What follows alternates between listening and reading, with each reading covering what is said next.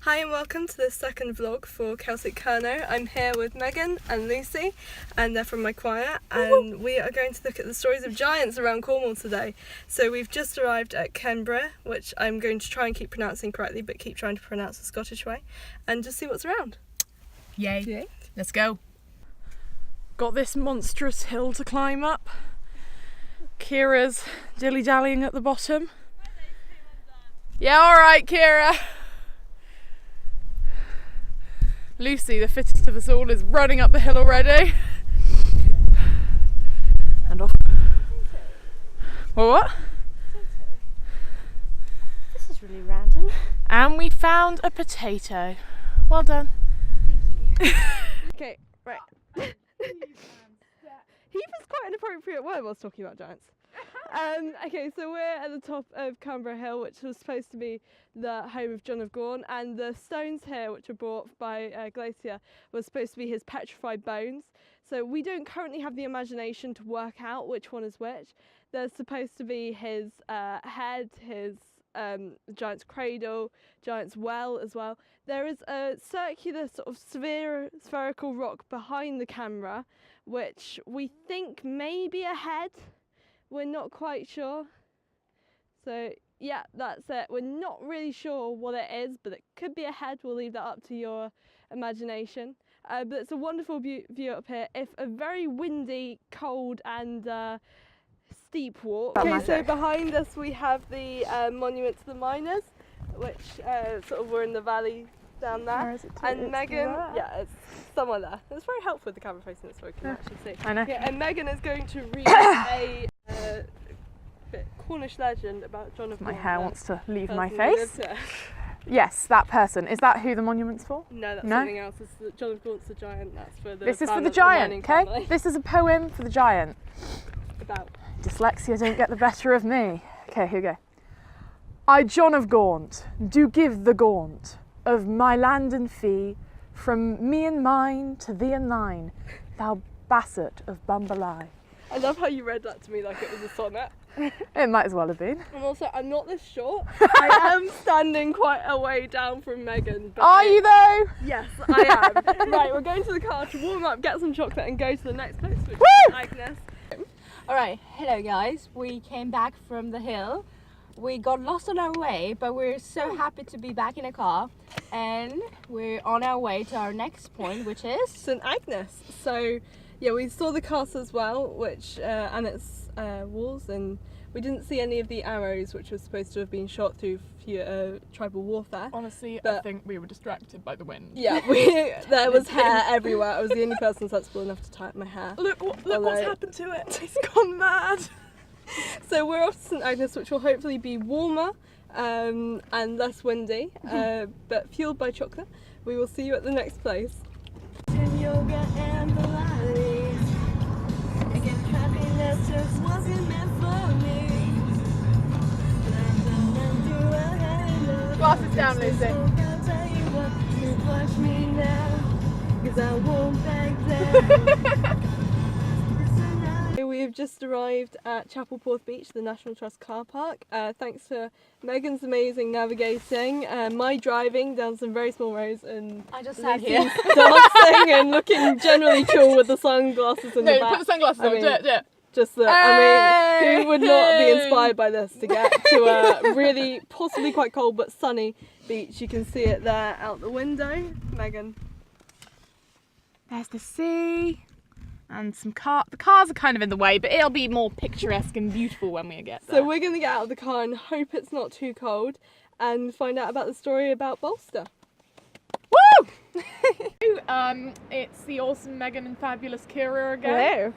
And Kira's going to tell us a story about that giant fellow we saw on those rocks in his skeletons, petrified. Were they skeletons or were they just rocks? Yeah, I'm going to tell you the story of a different giant. Oh, right. Called- Different giant. Megan made a boo-boo. Called Bolster, who was supposed to live around the area of St Agnes. And he was a married giant, but he fell in love with the beautiful St St who was a very virtuous girl, and she entranced him with his singing, which is why, partly why the choir came along today. So we have our very own St Agnes here. We're all altos. I'm a soprano, or a mezzo anyway. You're a Right. mezzo. Anyway, so yes, St Wait, Agnes did you just call was. St. Agnes? I said you could be St Agnes Aww. in our story. Entrancing. So St Agnes didn't want to marry the giant because he was already married, and also he was pestering her village. So she made him prove his love to her by cutting himself and letting his blood run into a small hole. So he just thought, yep, I'm a giant, I've got lots of blood, I'll do it. What he didn't realise was that the hole ran out into the sea. And so St Agnes saved the village by killing the giant. And you're so happy that I called you St Agnes now, aren't you? I know, she was Cornish girls and legends are amazing. Anyway, and so every May Day, so the May Bank holiday, St Agnes actually has a sort of bolster day down at Chapel Porth where they celebrate it. And they say that some of the rocks still have Bolster's blood on it. So you can see the rock down there, which we have conveniently positioned ourselves by, is sort of reddish, and the legend is that that is Bolster's blood. I see. Yep. I see. Do you want some warming? Yes, please. Okay, so we're now rushing in the car because Kira promised that she'll give us chocolate. And popcorn. Popcorn? See? Let's go. Racing the setting sun to the next beach. As soon as I start filming, we're out of the sun. It's perfect. Will we make it before the sun sets? Tune in to the next instalment of, what is it? Celtic Kernow. Celtic Kernow. There. We're nearly there. We might make it. We're gonna make it. We're gonna make it before the sun sets. Update on the drama. We thought we were at the right beach, but it was the wrong beach. So we're now still racing to get there before the sun sets. Racing legally. Legally within the speed limits. Megan, come back, return. Right, okay. So we have actually made it to Portreath now. It was so stressful getting here. Whoa, like wow, we what made a race, it, and we what a have this race. beautiful sunset to show for it. So out there we have Gull Rock, because you know seagulls and rocks, and over there we have the monkey hut, so the sort of little white hut at the end of the pier. And that was where sort of the harbour pilots who would show the sailors into the harbour would shelter from the cold winds, and we've definitely seen some of those today. But we're really here for the story of Ralph. I mean, Ralph is not the best giant name, but he was also called Wrath, which I think is far better. Wrath. Wrath.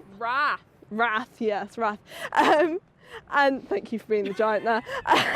So just around from this beach is the legend of Ralph's cupboard, where this giant, which was a sea cave, and this giant would live there. And no, it's like flooded and collapsed, and it's round the we could always cliff. try a bit of rock climbing. I mean, I can swim, but not that well. Go on, Kira. Go on. Not with this much equipment as well. Right, fine. This once, I'll let you off. And so yeah, Ralph would stay in in this sea cavern, and if any ship came within a mile of the cavern, he would wade out and tap all the sailors on the heads to knock them out, and then tie the ships to his clothes, and then walk back to the cavern and sort of loot them like a wrecker would. And if they were too far out for him to wade, he would stand up on one of the cliffs and throw rocks down onto the ships to wreck them. Most people think the legend comes from the really rocky waters around here, and like sailors said, it was because it was very dangerous. But sort of the Gulliver version of going out to sea and collecting ships is quite fun. So yeah, this is Portreath Beach. Ooh. Should we wade out? Okay, thanks for joining us for this epic voyage around Cornwall, looking at the 3 different legends of giants. It's been a brilliant, fun day, and yeah, thanks to Megan and Lucy for joining me, and Megan for taking a lot of pictures, and Lucy for her brilliant camera work. Thank you for taking us. We Yeah, had loads of fun. We have learnt a lot, haven't we? Yeah. You know, between getting lost and freezing to death on top of hills. We're never going without gloves again. No! Never go atop a windy hill without gloves. Moral of the story. Yeah. Yeah. I think we should leave it on that. Good night. Okay, thanks, see you next time.